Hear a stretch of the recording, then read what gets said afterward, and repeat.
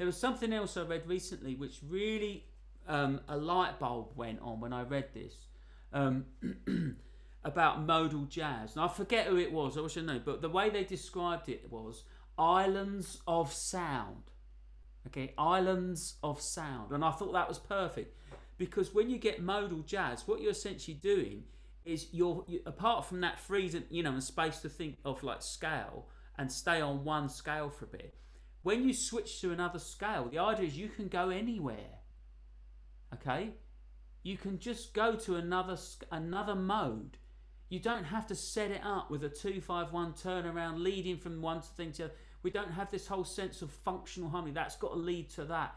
If you see a D minor 7 G7 chord, you're pretty likely to know what the next chord after that's going to be, right? Because the 2-5 sets up the 1 and all the rest of it. We've got all these things built in. But with modal jazz, what you tend to get are kind of like, I think of flavors, but some people think in colors of sound. So a scale will have a very distinct flavor or color or or a sort of feel to it. And then all you do is you kind of go across to another one for a bit, and then you might go to another one for a bit, and then you come back again. So you've got this freedom to explore these things. So this idea of you're hopping to different islands and you're exploring that for a bit, and then you're coming back to the original island. I love that idea. I think that's a really good way of thinking. And then we don't get hung up about, oh, well, is it called 4 of the so and so of the original? Do you know what I mean? Like, we don't really use these Roman numerals in the same way because we're not thinking in that way. Each time we start, we're starting fresh from a new island. Yeah. Anyway, I thought that might help. So, and what that means is what Herbie's doing here, and this is why I say this is bitonal, right? He's really pushing things.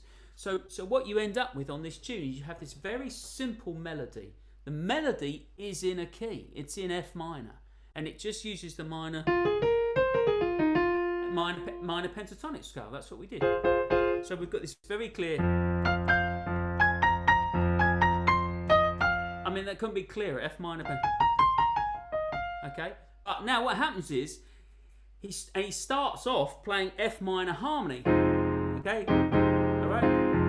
And then he goes to D flat 7, and you're going, hang on a minute, like that's a bit out. Okay, it's sort of close enough, but it's not really that closely directly related. And then we end up here. And you go, hang on now, what's that got to do with any of it, right? That's like, the moment you start trying to think of that in relation to the F minor, you can do the maths, you can do the theoretical maths of it, but it's not really helpful because you're not thinking that way. We've just gone somewhere else, right? And then it gives a feeling and a sort of flavour to the music, and then he just comes back again. Just as he takes you a bit further out, he goes, okay, we can come back again now. So he doesn't go so far that you lose the original feeling of where the tonic and where home is. But what's really clever about this is the melody is staying in one place, and then the harmony is like what I call the shifting sands underneath. And he's kind of, this is all shifting underneath you. And so what happens is as you repeat those same notes in the melody, the relationship of that note is now different to the changing chord. The harmony's changed. So what was a very kind of bland fifth is now like a sharp, some kind of like much more interesting note. Even though you're repeating the same note, it's having a different relationship with the harmony underneath.